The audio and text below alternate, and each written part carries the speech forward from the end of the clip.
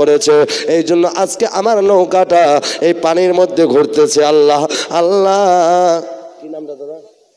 লতিফুল। সুবহানাল্লাহ। দেখেন লতিফুল, আল্লাহ দেখতে লাগে গোরা ধুল ধুল। সুবহানাল্লাহ। দান করেছে 1000 করে নাও কবুল। নাম হচ্ছে লতিফুল। হ্যাঁ মওলা, আমার লতিফুল ভাইয়ের দানকে কবুল করে নাও, মনের আশা পূর্ণ করে দাও, বালা মুসিবত দূর করে দাও। একটু শোনো না বাবা, হযরতে শেখ ফরিদ শাকারগঞ্জ রাহমাতুল্লাহ আলাইহি যেন আল্লাহ চিনতে পেরে নিয়েছেন। বেরাদার বুঝতে পেরে নিয়েছেন, নিশ্চয়ই কেউ মনে হয় আমার জন্য আজকে বদদুয়া করেছে, এই জন্য আমার নৌকাটা পার হয় না, নৌকাটা আমার ঘুরতে আছে।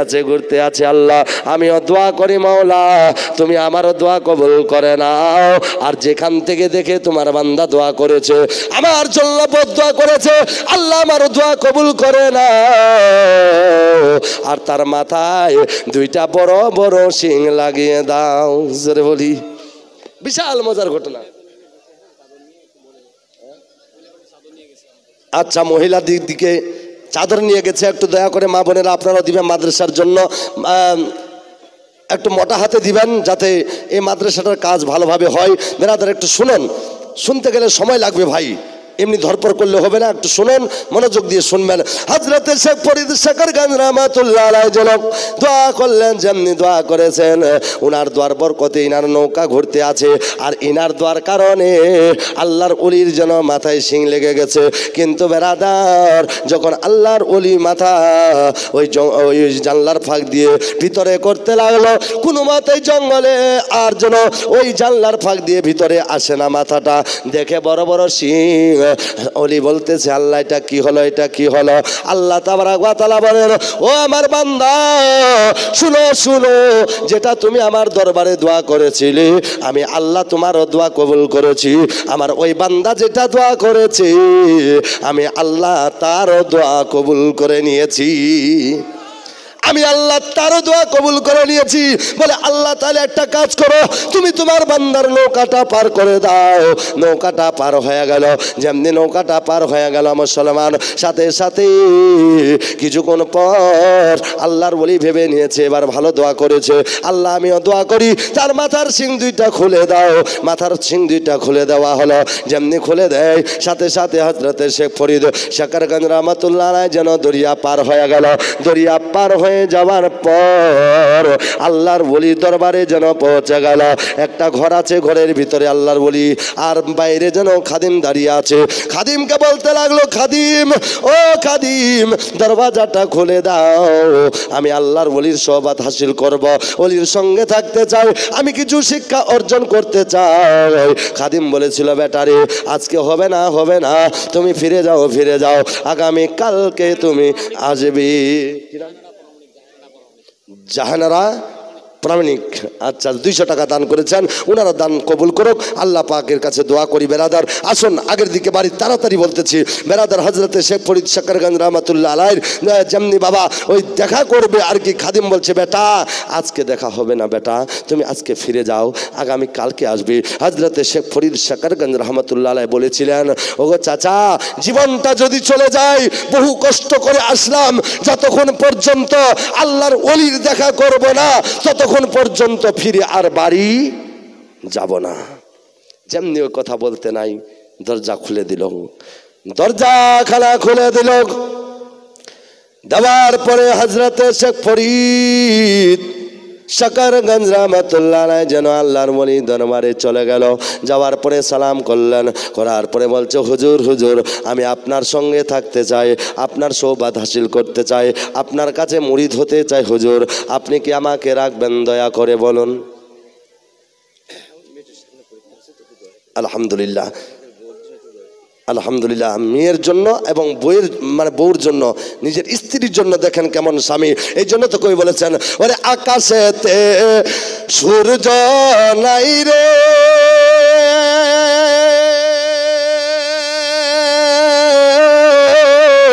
কি করিবে তারা যেই নারীর স্বামী নাই রে, দিনে অন্ধ হারায় মোর স্বামী ধন, পান বাঁচে না তোমার আজল মরি, মোর স্বামী ধন পান বাঁচে না তোমার আজল মরি।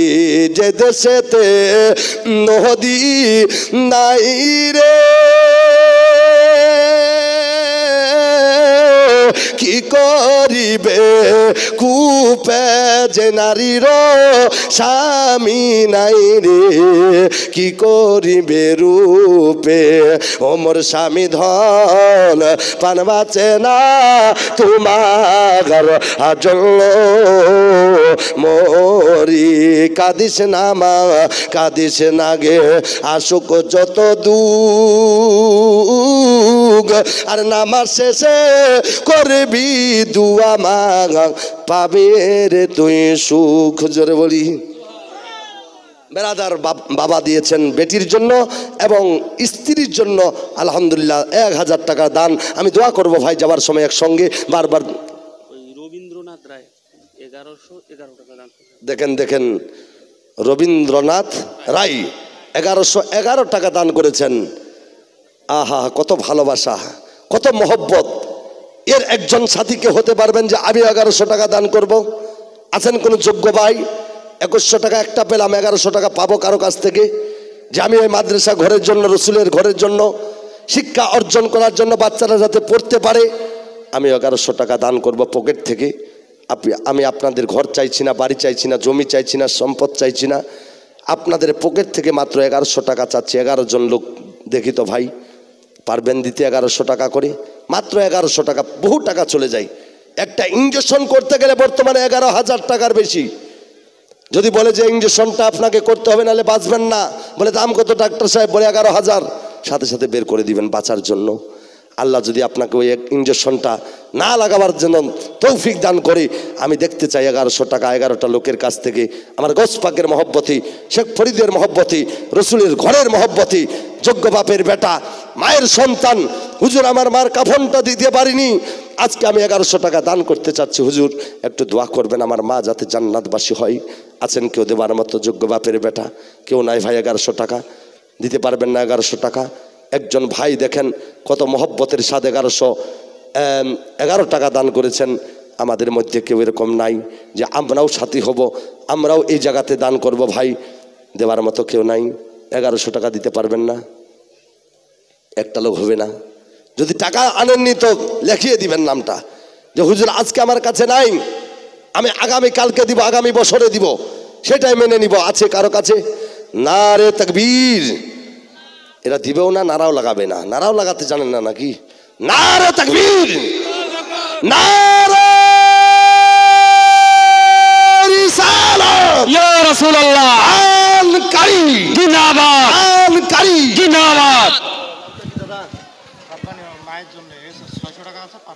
আলহামদুলিল্লাহ রব্বানি। দেখেন দেখেন রব্বানি খালি করলো তার মানি। আল্লাহ পাক এ দিয়েছে তোমার বান্দা 1100 টাকা রব্বানি। আল্লাহ ইনার দানকে কবুল করে নিও। আল্লাহ মনের আশা পূর্ণ করে দিও, হরবালা মুসিবত দূর করে দিও। আমিন সুম্মা আমিন। 2 জন হয়ে গেল 2। আল্লাহ রহম করিস তোর বান্দার উপর তুই। যে ব্যক্তি দিবে নম্বর 3, ভালোভাবে যাতে যায় তার দিন। আছে কেউ দেবার মতো? অনেক বান্দা আছেন আমি দেখছি, ভালো ভালো মানুষ আছে এখানে, যোগ্য যোগ্য মানুষ আছে আলহামদুলিল্লাহ। আচ্ছা আলহামদুলিল্লাহ। এক ছেলে বিদেশে, এক ছেলে মাধ্যমিক পরীক্ষা দিবে, সেই জন্য বাবা দেখেন আরও 500 টাকা দান করেছে। আল্লাহ ইনার দানকে কবুল করুক, আমিন সুম্মা আমিন। বেরাদার চান্দার দিকে গেলে জালসাটা এদিক ওদিক হয়ে যাচ্ছে, এই জন্য আমি একটু আপনাদের হালকা শোনাতেও চাই। আলহামদুলিল্লাহ কিছু দানও করে যাবেন ভাই। তাড়াতাড়ি শুনুন। হজরতে শেখ ফরিদ শাকরগঞ্জ রহমতুল্লাহ পৌঁছে গেলেন। হুজুর আপনার কাছে আমি সোবত হাসিল করতে চাই, আপনার কাছে শিক্ষা নিতে চাই, মুরিদ হতে চাই। তো হজরতে শেখ ফরিদ শাকরগঞ্জ রহমতুল্লাহ যেমনি ওই কথা বলেছিলেন, তো হজরতে ওই ওই আল্লাহর ওলি বলেছিলে বেটা তুমি আমার কাছে থাকবে তো? বলে হ্যাঁ হুজুর থাকবো, আমি থাকতে চাই, সোহবত হাসিল করতে চাই, শিক্ষা নিতে চাই, প্রশিক্ষণ নিতে চাই। হুজুর আপনি কি আমাকে মুরিদ বানাবেন? বলে হ্যাঁ বেটা বানাবো। থাকবা তো? থাকবা তো? বলে হ্যাঁ হুজুর থাকবো, আমি মা ছেড়ে এসেছি, বাপ রেখে এসেছি, হুজুর যদি রাখেন তো খুব ভালো হয়। তো আল্লাহর ওলি বলেছিল বেটা থাকতে গেলে তোমাকে একদিন 2 দিন নয়, থাকতে গেলে আমার কাছে শিক্ষা নিতে গেলে কমপক্ষে তোমাকে 12 বছর থাকতে হবে। হযরতে শেখ ফরিদ বলেছিলেন হুজুর আল্লাহর রহমতে আপনার কাছে থাকতে আমি রাজি আছি। কত বছর? কত বছর? বাস ছোটের দিকে যাচ্ছি। 12 বছর। কোন ছেলে আছে নিজের মা বাবাকে ছেড়ে বাইরে থাকবি? বেরাদার কিন্তু আলিমুল উলামাগণ বহু কষ্ট করে খেয়ে না খেয়ে অনাহারে পিপাসায় বহু শিক্ষা লাভবান করেছে। এরা কষ্ট করে ডাল রুটি খেয়ে কোনো জায়গায় খাবার পায়নি, তবুও পড়াশোনা করেছে ভাই। হযরতে শেখ ফরিদ শকরগঞ্জ রহমাতুল্লাহ আলাইহি বলেছিলেন বেটা থাকতে গেলে কমপক্ষে তোমাকে 12 বছর থাকতে হবে। আল্লাহর ওলি হযরতে শেখ ফরিদ শকরগঞ্জ রহমাতুল্লাহ আলাইহি যেন রাজি হয়ে গেল। কি নাম বাবু? মুন্না মোহাম্মদ 200 টাকা দান করেছেন, আল্লাহ ইনার দান কবুল করুক, আমিন সুম্মা আমিন। 12 বছর থাকবে, রাজি হয়ে গেল। বলে বেটা রাজি তো হলা ঠিকই, কিন্তু এমনি রাখবো না। বলে হুজুর তাহলে কি করতে হবে? বলে আমার কাছে থাকতে গেলে কমপক্ষে তোমাকে কাজ করতে হবে, কাজ। আগেকার মানুষ রাখাল রাখতো, রাখাল রাখলে গরু চড়াতে হবে, ঘাস কাটতে হবে, মার খিলাতে হবে, গরুকে ঘরের ভিতরে করতে হবে, হাল বইতে হবে, এরকম হয় কিনা চাচা? অনেক করতে হয়। শেখ ফরিদ বলেন হুজুর আল্লাহর রহমতে আমি রাজি হয়ে গেলাম। বলে বেটা রাজি তো হয়েছ ঠিক, তবে তোমাকে এমনিতে রাখবো না বেটা, রাখবো না। বলে হুজুর তাহলে কি কাজ করতে হবে? বলে বেটা শুনো শুনো, আমি তখন ঈশার নামাজের পর ঘুমিয়ে যাব। ঈশার নামাজের পর একটা নামাজ আছে রাত অন্ধকার হবার পরে, অর্ধেক রাতে কিংবা 3 ভাগের 2 ভাগ যাওয়ার পরে একটা নামাজ আছে, নামাজ যে নামাজটার নাম কেউ বলতে পারবেন? তাহাজ্জুদের নামাজটা আছে রে বেটা, আমি তাহাজ্জুদের নামাজ পড়ব, তুমি আমাকে 12 বছর জাগিয়ে দিবে।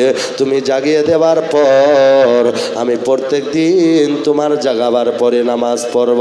আল্লাহর ওলি হযরতে শেখ ফরিদ যেন রাজি হয়ে গেল। আর আমাদের বউদেরকে বলেন যে বিবিদেরকে, নিজের স্ত্রীকে বলে স্ত্রী ও বিবি আমি ফজরের নামাজের সময় আমি দিশা পাই না, ঘুম ভাঙে না, তুই আমাকে ডাকিয়ে দিস তো যাতে ফজরের নামাজ পড়তে পারি। তো এই কথাটা বলবেন তো দেখবেন ওরা গরুর মতো ঘুমাবে। এত ঘুম ঘুম জীবনে ডাকতে পারবেন আপনাকে। শেখ ফরিদগঞ্জ শকরগঞ্জ রহমাতুল্লাহ আলাইহি আল্লাহর ওলি যেন রাজি হয়ে গেল। একটু চিল্লায় বলি। এরা রাজি হবে? হবে না। এদেরকে বলবেন থকে থাকে আসবেন কোনো জায়গা থেকে কাজ ছেড়ে, ফান্নার মা 1 গ্লাস পানি দে না। বলে টিপল তো আছে, টিপে খানা। কি ভাই বলে না? বলে 1 গ্লাস পানি দাও, বলে টিপল তো আছে, টিপে খাও। এই জন্য এরা সকালে খায় কিল, দুপুরে খায় কিল, রাতে খায় কিল। বলে হুজুর স্বামী স্ত্রী নাই মিল। বলে তো কি করবো? বলে একটা তাবিজ করে দেন না। তাবিজ মারতে মারতে মারতে মারতে পিঠিখানা আমার একদম চ্যাপটা করে দিয়েছে, আমি আর সহ্য করতে পারি না হুজুর। ইমাম সাহেবের কাছে চলে এসেছে। ইমাম সাহেব বলে মা তাবিজ তো তোকে করে দিব মা, ঠিক তোকে তাবিজও করে দিব, তেলও করে দিব, পানিও ফুকিয়ে দিব মা, জীবনে তোর স্বামী তোকে মারবে না। বলে হ্যাঁ হ্যাঁ হুজুর এরকমের দরকার, আমার স্বামীকে এমনভাবে তাবিজ করে দিবেন যাতে হাতগুলো করিয়া হয়ে যায়। এরকম আছে কিনা আপনাদের দিকে? আমাদের দিকে আছে ভাই। স্বামীকে খালি একদম ছোট্ট করার জন্য অনেক কিছু করে। এই জন্য তো কই বলেছেন আর বর্তমানে যুগের হাওয়া বইছে উল্টো দিকে, বইছে উল্টো দিকে, লিখতে বসে চিন্তা করি লেখি কোন দিক থেকে। বর্তমানে যুগের হাওয়া বইছে উল্টো দিকে, বইছে উল্টো দিকে। রাস্তার মাঝে চলতে চলতে দেখি হাজার হাজার ছেলে থাকে ঘরে বসে, মেয়েরা করে বাজার। আপনাদের দিকে করে? আমাদের দিকে করে। রাস্তার মাঝে চলতে চলতে দেখি হাজার হাজার ছেলেরা থাকে ঘরে বসে, মেয়েরা করে বাজার, মেয়েরা করে বাজার। মেয়েরা প্যান্ট শার্ট পরে, চশমা লাগায় চোখে। বর্তমানে যুগের হাওয়া বইছে উল্টো দিকে, বইছে উল্টো দিকে। স্ত্রী স্বামীকে বলে ও বিনোদ খান্না, মুই যাম চাকরি করবা, তুই করিস রান্না। এরকম হচ্ছে না ভাই?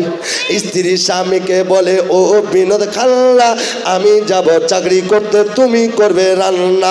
রাত 8টায় আসবো ফিরে, রাত 8টায় আসবো ফিরে, না থাকি জনভোগে। বর্তমানে যুগের হাওয়া বইছে উল্টো দিকে, বইছে উল্টো দিকে। বলতে গেলে বাবা বলি বের হয়ে যায়, ধান কুটলে যেমন চাল বার হয়, তেমন কথা বললে কথা বের হয়ে যায়। হযরতে শেখ ফরিদ শকরগঞ্জ রহমাতুল্লাহ আলাইহি যেন রাজি হয়ে গেল। একটু জোরে বলি, রাজি হয়ে গেল। বলে রে বেটা, রাজি তো হয়েছ ঠিক, তবে দ্বিতীয় নম্বর কাজ তোকে আরেকটা করতে হবে। বলে হুজুর কি কাজ, একটু দয়া করে বলুন হুজুর। বলে বেটা শুনো শুনো, তোমাকে প্রত্যেক রাত আমাকে জাগিয়ে দিবে তো দিবে, কিন্তু জাগাবার আগে তুমি আমার জন্য এক বাদনা পানি, এক লোটা পানি গরম করে তৈয়ার করে রাখবে। আমি তোমার পানি দ্বারাই ওযু করে তাহাজ্জুদের নামাজ আদা করব। বলে হুজুর কতদিন? বলে 12 বছর। হযরতে শেখ ফরিদ শকরগঞ্জ রহমাতুল্লাহ আলাইহি যেন রাজি হয়ে গেল।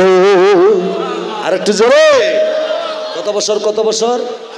12 বছর রাজি হয়ে গেল। বলে রাজি তো আছো বেটা ঠিক রে, কিন্তু একটা দিন যদি কাজা হয়ে যায়, আবার তোকে ওদিন থেকে আবার 12 বছর দিতে হবে। তুমি রাজি যদি হও তাহলে বলে দাও, আর যদি নারাজ হও তাহলে চলে যাও। হযরতে শেখ ফরিদ বলেছিলেন হুজুর আল্লাহর রহমতে আমি আপনার কাজের জন্য রাজি হয়ে গেলাম। রাজি হয়ে গেল। কাজ শুরু হয়ে গেল, কাজ শুরু হয়ে গেল।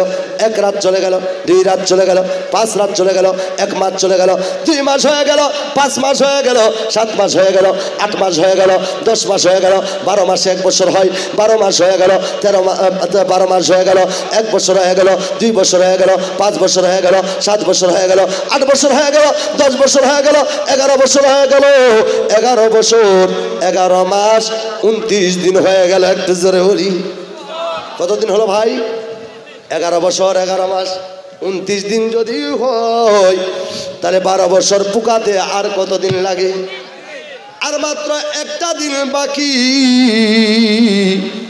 বিশাল বড় পরীক্ষা আরম্ভ হয়ে গেল। হযরতে শেখ ফরিদ উঠলেন বাবা অর্ধেক রাত্রিতে। উঠার পরে এক বাদনা পানি নিল, লেবার পরে ওযু করার জন্য ওই পানিটা যেন গরম করে এনে দিবে কি, কিন্তু বাবা গরম করতে যায় তো দেখা গেল রান্নাঘরটা যেন পুরা বরফে পরিণত হয়ে গেছে। এতদিন ধরে হয়নি, কিন্তু লাস্টের দিনে একজন মা তার সন্তানের জন্য 200 টাকা দান করেছেন। আল্লাহ যে নিয়তে দান করলেন, আল্লাহ তার দানকে কবুল করে নাও। বহু শটের মধ্যে বলছি ভাই একটু শুনুন। হযরতে শেখ ফরিদ শকরগঞ্জ রহমাতুল্লাহ আলাইহি চিন্তা করতে লাগলো, আল্লাহ এতদিন ধরে এরকম হয়নি, আজকে কেন বরফে পরিণত হয়ে গেল? আল্লাহ করব তো করব কি? আজকে যদি ওযুর পানিটা আমি গরম করে দিতে না পারি, হতে পারে আজ থেকে আবার 12 বছর থাকতে হবে। আমি তো ওয়াদা করেছি। হযরতে শেখ ফরিদ বড় চিন্তায় পড়ে গেল।